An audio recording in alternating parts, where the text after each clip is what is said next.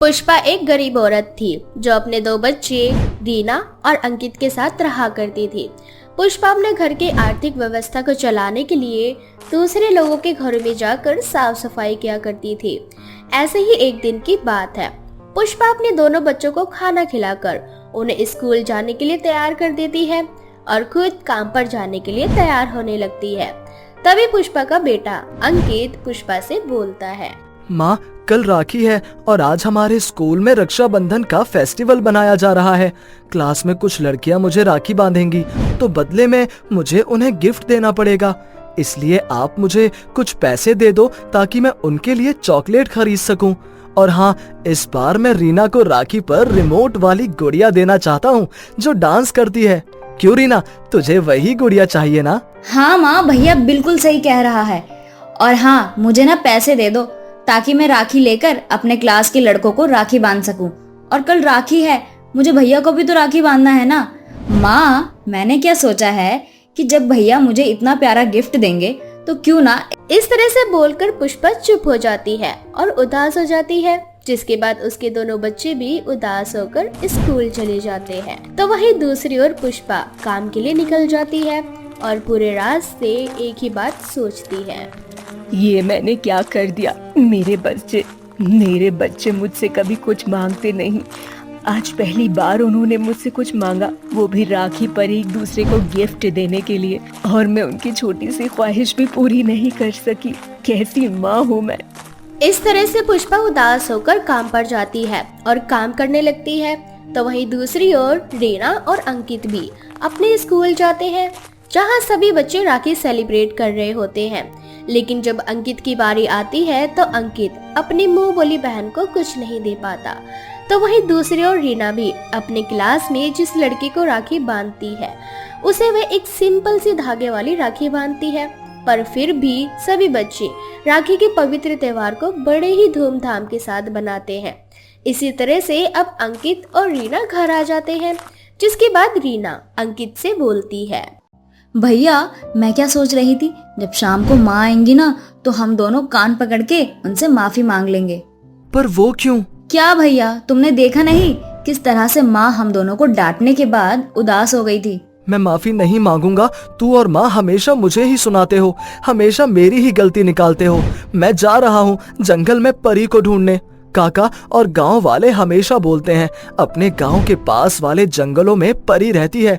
आज जब मुझे वो परी मिलेगी तो मैं उससे बहुत कुछ मांगूंगा। इतना बोलकर अंकित गुस्से में घर से निकल जाता है, जिसके बाद रीना भी बोलते हुए अंकित के पीछे पीछे जाती है। भैया रुक जा, जंगल में परी नहीं बल्कि चुड़ैल होती है। तू कभी माँ और मेरी बात क्यों नहीं सुनता? रीना अंकित को रोकने की काफी कोशिश करती है, पर अंकित नहीं रुकता और जंगल के अंदर चला जाता है। रीना भी अंकित का पीछा कर रही होती है, लेकिन उसका पैर एक पत्थर से टकरा जाता है और रीना नीचे गिर जाती है। और जब रीना उठकर अंकित को देखती है तो अंकित उसकी नजरों से गायब हो चुका था, जिसके बाद डरते हुए रीना खुद से बोलती है, भैया कहाँ चला गया? अब मैं भैया को कहाँ से ढूंढूं? अगर किसी चुड़ैल ने भैया को कोई नुकसान पहुँचा दिया तो हे भगवान, अब मैं क्या करूँगी? माँ को क्या जवाब दूंगी? भैया को ढूंढना ही पड़ेगा। इतना बोलकर रीना अपनी नजरों को चारों तरफ दौड़ाती है, लेकिन उसे अंकित कहीं नजर नहीं आता। तभी कुछ देर बाद उसको किसी की आवाज सुनाई देती है, आह, कोई मुझे बचाओ। ये किसकी आवाज है? इस आवाज को सुनकर तो ऐसा लग रहा है जैसे कोई बहुत दर्द में हो। इतना बोलकर रीना उस आवाज का पीछा करती है और देखती है कि एक अपाहिज औरत जिसका एक पैर कटा हुआ है और दूसरा पैर एक पत्थर के नीचे दबा हुआ है, वो दर्द के मारे तड़प रही है। उसे दर्द में देख रीना जल्दी से उसके पास जाती है और उस बड़े से पत्थर को उसके पैर से हटा देती है, जिसके बाद वो औरत रीना से बोलती है, तुम्हारा बहुत बहुत शुक्रिया बेटा, जो तुमने मुझ जैसे अपाहिज की मदद की। आज अगर तुम नहीं होती तो शायद मेरा दूसरा पैर भी नहीं होता। पर इतना बड़ा पत्थर आपके पैर पे कैसे गिरा? और आप इस जंगल में क्या कर रही हो? रीना का ये सवाल सुनते ही वो औरत एक परी का रूप ले लेती है और हवा में उड़ती हुई रीना से बोलती है, मैं एक परी हूँ और सदियों से इस जंगल में रहती आ रही हूँ। अक्सर लोग मुझे जंगल में ढूंढते हुए आते हैं। उन्हें लगता है कि वो मुझे ढूंढ लेंगे और मुझसे जो मांगेंगे उन्हें मिल जाएगा, परंतु मैं यहाँ आने वाले हर इंसान की परीक्षा लेती हूँ। जो मेरी परीक्षा में पास होता है मैं उसकी सारी इच्छा पूरी करती हूँ, परंतु तुमसे पहले आज तक कोई ऐसा व्यक्ति नहीं आया जो मेरी परीक्षा में पास हो सका हो। तुम मेरी परीक्षा में पास हो गई, इसीलिए मैं तुमसे बहुत खुश हूँ। अब बताओ तुम्हें मुझसे क्या चाहिए? मैं तो यहाँ अपने भाई को ढूंढते हुए आई थी, जो कि आपको ढूंढने यहाँ आया था। कल रक्षाबंधन है और मैं अपने भाई को खोना नहीं चाहती, इसीलिए मुझे बता दीजिए कि मेरा भाई कहाँ है। मुझे और कुछ नहीं चाहिए। परी रीना की बात सुनकर बहुत खुश होती है और वो रीना को एक जादुई राखी देते हुए उससे बोलती है, रीना, ये जादुई राखी है, तुम्हारी सारी बात मानेगी ये, साथ ही तुम्हारी सारी इच्छाओं को भी पूरी करेगी और तुम्हारे ऊपर आने वाली हर मुसीबत का भी सामना करेगी। इतना बोलकर परी वहाँ से गायब हो जाती है। जिसके बाद रीना उस राखी को देखने लगती है। तभी वो देखती है कि उस राखी से पीली रंग की तेज रोशनी निकल रही है और उस तेज रोशनी में वो अपने भाई को देखती है, जो जंगल में एक कुएं के पास खड़ा होता है। जिसके बाद रीना जादुई राखी से बोलती है, जादुई राखी, मैं चाहती हूँ कि तुम मुझे और मेरे भाई को सही सलामत इसी वक्त घर छोड़ दो। रीना के इतने बोलते ही जादुई राखी अंकित और रीना को घर छोड़ देती है। वो दोनों जब घर पहुँचते हैं तो अंकित बहुत हैरान हो जाता है और रीना से बोलता है, मैं तो जंगल में था, फिर मैं यहाँ कैसे आ गया? इस जादुई राखी की वजह से। ये जादुई राखी मुझे परी ने दी है। अब रीना सारी बात अपने भाई को बताती है और शाम को जब पुष्पा घर आती है तो वो ये बात पुष्पा को भी बताती है, लेकिन पुष्पा को अपने बच्चों की बात पर यकीन नहीं होता और उन दोनों को वो सोने के लिए बोल देती है। अगली सुबह राखी होती है, लेकिन उनके घर में ना ही मिठाई होती है और ना ही नए कपड़े। जिसके बाद रीना अपनी माँ से बोलती है, माँ, तुम चिंता मत करो, हमारे पास ये जादुई राखी है ना। इतना बोलकर रीना जादुई राखी से कुछ मिठाई और नए कपड़े मंगवा लेती है, जिसे पहनकर रीना अपने भाई की सोनी कलाइयों पर राखी बांधती है और रक्षाबंधन के त्योहार को हंसी खुशी मनाती है। अब पुष्पा को भी विश्वास हो जाता है कि ये कोई साधारण राखी नहीं बल्कि एक जादुई राखी है। गरीब बच्चे का जादुई पेंसिल। राजू नाम का एक छोटा बच्चा अपनी माँ तारा के साथ एक छोटे से घर में रहा करता था। राजू और उसकी माँ बहुत गरीब थे। तारा शहर जाकर लोगों के घर में काम किया करती थी और इस तरह से अपने घर का गुजारा किया करती थी। राजू को चित्रकारी करना बहुत पसंद था। वह स्कूल जाना चाहता था, पढ़ना लिखना चाहता था, परंतु उसके पास इतने पैसे नहीं थे कि वो स्कूल जा सके। ऐसे ही एक दिन राजू हाथ में लकड़ी लेकर अपने घर के बाहर मिट्टी पर ड्राइंग बना रहा होता है। ये देखकर उसकी माँ तारा उससे बोलती है, बेटा ये क्या कर रहे हो? फिर से घर के बाहर लकड़ी से चित्रकारी करने लगे? माँ, तुम तो जानती हो ना मुझे ड्राइंग बनाना कितना पसंद है। माँ, सभी बच्चे स्कूल जाते हैं, उनके पास कॉपी और पेंसिल है। तुम भी मुझे एक कॉपी और पेंसिल दिला दो ना माँ। माँ, मैं उससे फिर बहुत सारी सुंदर सुंदर ड्राइंग बनाऊंगा। राजू की ये बात सुनकर तारा बहुत उदास हो जाती है और राजू से बोलती है, बेटा तेरी माँ बहुत गरीब है, मेरे पास इतने पैसे नहीं है कि मैं तुझे कॉपी और पेंसिल दिला सकूं। अपनी माँ का उतरा हुआ चेहरा देखकर राजू अपनी माँ से बोलता है, माँ तुम दुखी मत हो, क्या हुआ अगर हम अमीर नहीं है तो? अच्छा माँ, मुझे बहुत भूख लगी है, कुछ खाने को दे दो। इतना बोलकर राजू अपनी माँ के गले लग जाता है और अंदर घर में जाता है, जहाँ तारा राजू को रोटी और प्याज खाने को देती है। रोटी और प्याज खाने के बाद राजू सो जाता है। हमेशा की तरह तारा अगले दिन गांव से बाहर शहर में जाती है, परंतु जब वो शाम को घर आती है तो उसका एक्सीडेंट हो जाता है, जिसमें राजू की माँ उसे छोड़कर हमेशा हमेशा के लिए चली जाती है। अब बेचारा राजू अनाथ हो जाता है। उसकी माँ के जाने के बाद कोई भी उसके पास नहीं आता, ना ही उससे बात किया करता। ऐसे ही एक दिन राजू उदास जंगल में बैठा होता है और एक छोटी सी लकड़ी लेकर जमीन पर चित्रकारी कर रहा होता है।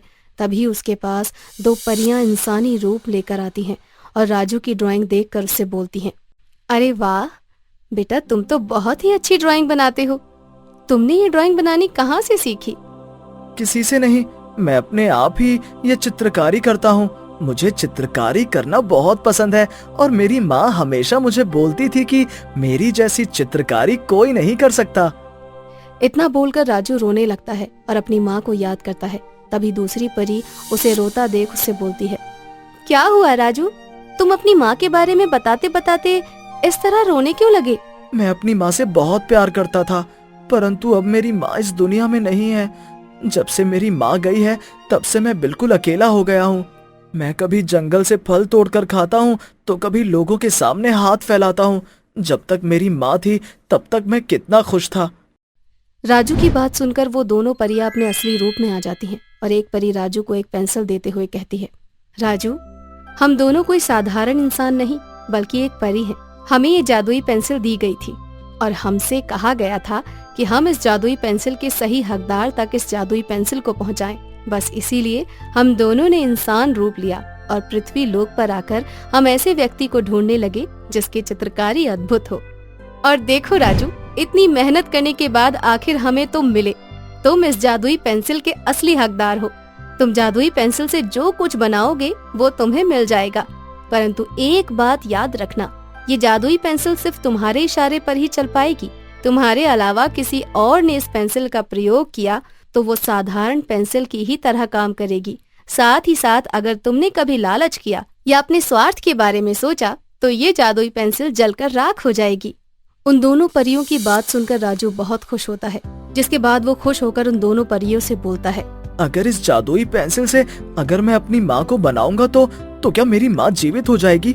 राजू की ये बात सुनकर दोनों परियों को बहुत दुख होता है और वो बड़ी ही दुखी के साथ राजू से बोलती हैं, राजू, इस जादुई पेंसिल की मदद से तुम सभी इंसान को अपना बना सकते हो, अपने जैसे गरीब लोगों की मदद कर सकते हो, परंतु तुम इस जादुई पेंसिल से अपनी माँ को जीवित नहीं कर सकते। पर हाँ, तुम जब भी हमें याद करोगे हम तुम्हारी मदद के लिए आ जाएंगे। अब वो दोनों परी राजू को जादुई पेंसिल देकर वहाँ से गायब हो जाती हैं, जिसके बाद राजू उस पेंसिल को लेकर गांव के अंदर जाता है, जहाँ वो देखता है कि एक गरीब बूढ़ा व्यक्ति अपनी पीठ पर भारी भरकम बोरी उठाकर कहीं जा रहा होता है। गरीब बूढ़े व्यक्ति की ये दशा देखकर राजू उस व्यक्ति से बोलता है, बाबा, आप इस उम्र में भी इतनी भारी भारी बोरियां उठाकर ले जा रहे हैं। आप 2 मिनट रुके, मैं आपकी सहायता कर देता हूँ। इतना बोलकर राजू एक बैलगाड़ी बनाता है और वो बैलगाड़ी हकीकत में वहाँ प्रकट हो जाती है, जिसके बाद वो बूढ़ा व्यक्ति उस बैलगाड़ी पर अपने सारे सामान को रख देता है और राजू से बोलता है, राजू बेटा, तुम्हारा बहुत बहुत धन्यवाद, परंतु तुमने ये चमत्कार कैसे किया? जिसके बाद राजू उस व्यक्ति को अपनी जादुई पेंसिल के बारे में बताता है। इसी तरह से राजू सभी गरीब व्यक्तियों की मदद करता है और राजू की जादुई पेंसिल के बारे में गांव में हर एक व्यक्ति को पता चल जाता है। अब जिसको भी जरूरत पड़ती वो राजू के पास आ जाता और राजू अपनी जादुई पेंसिल की मदद से उन सभी लोगों की मदद करता। परंतु ऐसे ही एक दिन पिंकू नाम का एक बदमाश बच्चा राजू की जादुई पेंसिल चोरी कर लेता है और पेंसिल को राजा के पास ले जाकर उसे बेच देता है। परंतु राजा जब वो पेंसिल लेता है और उसे एक चित्रकार को देकर जब उसकी चित्रकारी करवाता है तो वो एक साधारण पेंसिल की तरह काम करने लगती है, जिससे राजा को बहुत गुस्सा आता है और वो पिंकू को अपने राज दरबार में बुलाता है। दुष्ट बालक, तुमने हमसे गद्दारी करी, तुम्हें इसकी सजा जरूर मिलेगी। महाराजा, मैंने आपके साथ कोई गद्दारी नहीं की। आपके साथ गद्दारी करने वाला तो राजू है। अगर आपको सजा ही देनी है तो आप राजू को दीजिए, क्योंकि वो ही बोलता है ये उसकी जादुई पेंसिल है। अब राजा राजू को अपने दरबार बुलाता है और उसे उस पेंसिल के बारे में पूछता है, जिस पर राजू उसे सारी बात बता देता है। परंतु राजा को अब भी उसकी बात पर विश्वास नहीं होता। जिसके बाद राजा राजू को जादुई पेंसिल देता है और उससे खूब सारे सोने चांदी के जवाहरात बनवाने को कहता है। परंतु राजू बहुत होशियार था। वो राजा की आज्ञा का पालन न करके उन 2 परियों का चित्र बनाता है। जिसके बाद वो दोनों परियां वहां पर प्रकट हो जाती हैं और सारी बात राजा को बताती हैं। राजा साहब, राजू एक निर्दोष बालक है और इस जादुई पेंसिल का असली हकदार भी इस जादुई पेंसिल का इस्तेमाल राजू के अलावा और कोई भी नहीं कर सकता। बस यही कारण है कि जब ये पेंसिल पिंकू और आपके हाथ लगी तो इस जादुई पेंसिल ने अपना जादू नहीं दिखाया, परंतु जब यही पेंसिल राजू के हाथ लगी तो राजू ने सोना चांदी ना बनाकर मुझे बनाया और मैं यहाँ आ गई। राजा साहब, आपके राज दरबार में पहले से ही सोने चांदी की कमी नहीं है। यदि आप और अधिक लालच करेंगे तो शायद आपको आपकी लालच का बुरा परिणाम भी भुगतना पड़ सकता है। इसीलिए आपकी भलाई इसी में होगी कि आप राजू को उसकी जादुई पेंसिल दे दें और यहाँ से जाने दें। इसके बाद राजा को अपनी गलती का एहसास हो जाता है और वो राजू को छोड़ देता है, जिसके बाद राजू भी इसी तरह से पूरे गांव वालों की मदद करता है और सभी लोग राजू से बहुत प्यार करने लगते हैं। इस तरह से गरीब अनाथ राजू सबका चहेता बन जाता है। गरीब बच्ची का जादुई स्कर्ट। एक छोटे से गांव में नीतू अपनी बेटी अंजलि के साथ एक झोपड़ी में रहा करती थी। वो दोनों बहुत गरीब थे। ऐसे ही एक दिन नीतू घर में खाने का सामान देखती है और वो देखती है कि घर का सारा राशन खत्म हो चुका है, जिसके बाद नीतू मन ही मन खुद से बोलती है, अब मैं क्या करूं? घर में तो खाने को कुछ नहीं है। एक काम करती हूँ, लकड़ी काटने जाने के बहाने मजदूरी देख कर आती हूँ, क्या पता कोई छोटा मोटा काम मिल जाए। इतना सोचकर नीतू घर से जाने लगती है कि तभी अंजलि भी बाहर से खेलकर घर आ जाती है और अपनी माँ को जाते हुए देखकर अपनी माँ को रोककर अपनी माँ से बोलती है, माँ, इस समय आप कहाँ जा रही हो? इस समय तो आप काम पर से घर आती हो ना? अब मैं अपनी बेटी को कैसे बताऊं कि मेरी मालकिन की मौत हो गई है और उनके बच्चों ने अपना घर कहीं और शिफ्ट कर दिया है, जिस वजह से मेरी नौकरी चली गई। माँ, तुम क्या सोचने लगी? बताओ ना, कहाँ जा रही हो? अब बेटा, मैं जंगल से लकड़ियाँ लेने जा रही हूँ।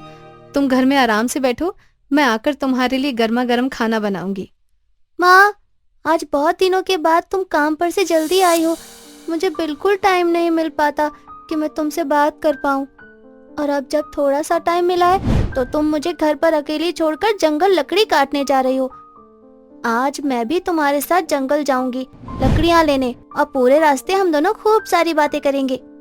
अब अंजलि जिद पर अड़ जाती है। नीतू अंजलि को बार बार मना करती है, पर अंजलि नहीं मानती और वहीं बैठकर रोने लगती है, जिसके बाद में नीतू ना चाहते हुए भी उसे अपने साथ जंगल ले जाती है और जंगल जाकर लकड़ियां काटने लगती है। तभी अंजलि और नीतू को किसी के रोने की आवाज सुनाई देती है।